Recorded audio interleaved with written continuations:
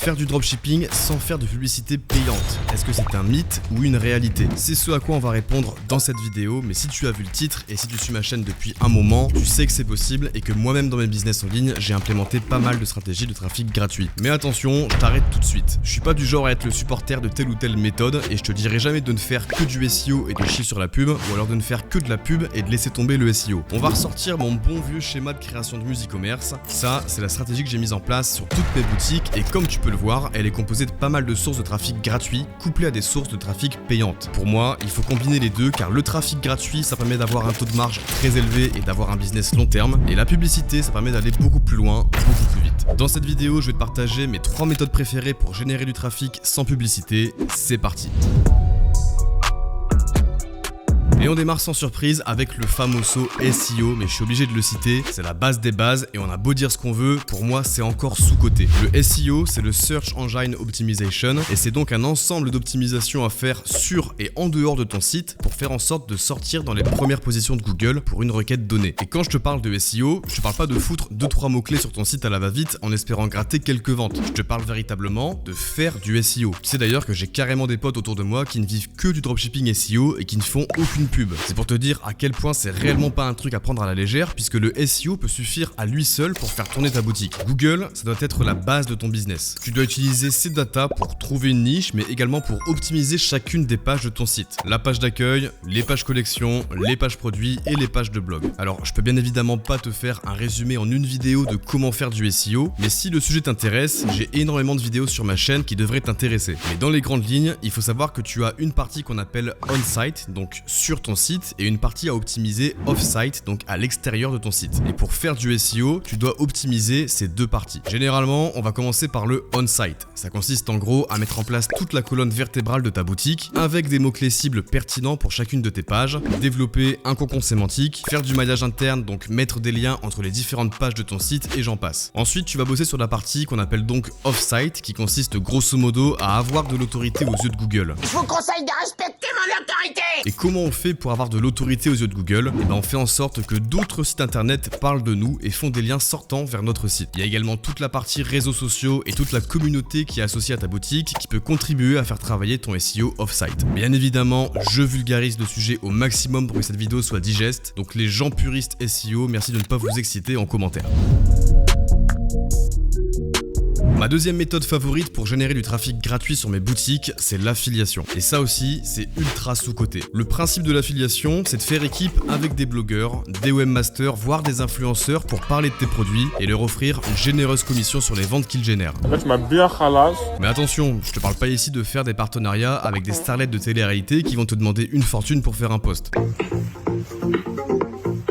Je te parle de vrais partenariats d'affiliation avec des blogueurs ou instagrammeurs qui sont nichés. Premièrement, ils ont des plus petites communautés, donc ils sont beaucoup plus ouverts à des partenariats sans avancer d'argent et surtout, leur communauté est beaucoup plus engagée qu'un profil mainstream. Et la grande force de l'affiliation, c'est que certes, tu dois payer ton affilié quand il a fait une vente, mais ça reste une source de trafic gratuit car tant qu'il n'a pas fait de vente, eh bien tu ne payes rien du tout. Pour ma part, j'ai développé sur la majorité de mes boutiques qui s'y prêtent un programme d'affiliation avec des conditions claires et un barème de commission généreux. Généralement, je vais commencer la boucherie par démarcher tous les sites qui font de l'affiliation pour Amazon sur ma niche et je leur propose gentiment de remplacer leur ridicule affiliation Amazon de 5% par la mienne à 20% de commission. Généralement, j'arrive à convertir une bonne partie et j'arrive de cette façon à m'installer en tant que leader sur mon marché, rien qu'en étant présent à la fois sur ma propre boutique mais aussi via les blogs qui parlent de mathématiques. Ensuite, je vais m'occuper de démarcher des blogueurs ou des blogueuses qui sont aussi souvent sur Instagram et qui ont des comptes entre 1000 à 10 000 abonnés en leur proposant de leur envoyer un de mes produits gratuitement en échange d'une review sur leur site web et je leur demande bien évidemment de mettre mon lien d'affiliation à l'intérieur de leur article. En plus, généralement, quand tu offres un produit gratuit, la personne va pas allumer ton shop, mais plutôt en faire des éloges. Donc franchement, c'est tout bénef, car d'une part, tu as des ventes qui pleuvent gratuitement, et en plus de ça, tu as ce qu'on appelle de la preuve sociale en ayant d'autres personnes qui valident ta marque. Et enfin, pour finir, je propose le programme d'affiliation en post-achat sur mes boutiques. Comme ça, toutes les personnes lambda, entre guillemets, qui vont acheter chez moi, elles peuvent s'essayer à promouvoir ma marque. En général, on va avoir une sorte de loi de Pareto 20-80 qui se met en place, avec 80% des personnes qui tentent mais qui abandonnent, mais 20% qui arrivent à faire acheter leurs proches, leurs potes, etc. etc. Donc l'affiliation, pour le coup, c'est vraiment une de mes sources de trafic préférées, et je vois beaucoup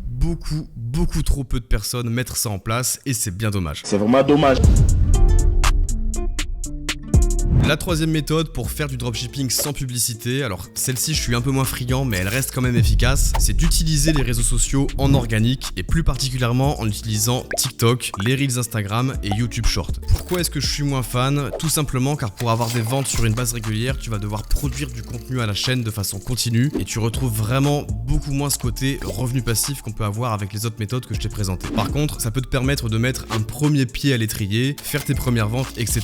Et au final, si ça fonctionne, ça peut s'avérer être un peu plus fun que de faire du SEO ou de l'affiliation, même si de toute façon, je ne peux que te conseiller de faire les trois finalement. Pour réussir à percer entre guillemets avec un contenu short, la clé c'est de captiver les gens, c'est d'avoir un hook qui soit fort et de les rendre accros à tes vidéos. C'est assez difficile de t'expliquer ça sans avoir un exemple précis, et surtout aussi car ça va dépendre énormément du choix de ta niche, mais ce que je peux te conseiller, c'est de te commander plusieurs de tes produits, prendre ton smartphone et faire des tests de contenu. Essaie d'utiliser au maximum les codes des réseaux sociaux, utilise les musiques tendances du moment et surtout, il faut faire du volume. Tu dois publier jusqu'au moment où une vidéo va péter et commencer à ramener du trafic sur ta boutique. Si tu pars sur ce genre de stratégie, n'oublie pas que c'est primordial d'avoir un bon système de capture d'email, notamment pour les paniers abandonnés, histoire de ne pas perdre le trafic qui va passer sur ton site. Pour ma part, je vais pas te mentir, cette stratégie, j'aime bien la mettre en place sur mes business qui tournent déjà avec une grosse base SEO, car au moins je sais que je perds pas mon temps. Je perds pas mon temps sur des plans qui rapportent nada. Et que les vidéos que je vais produire, au pire des cas, si elles marchent pas, ça garnit mes réseaux sociaux et ça donne un coup de boost global à mon image de marque. Et si ça pète, je sais que les visiteurs qui tomberont sur mon site seront susceptibles d'acheter car la niche et le tunnel de vente a déjà été validé. Ce que je peux te conseiller par la suite, et ça c'est valable peu importe la stratégie que tu vas choisir, dès que tu as tes premiers bénéfices, n'aie pas peur de commencer à investir en publicité. N'ayez pas peur!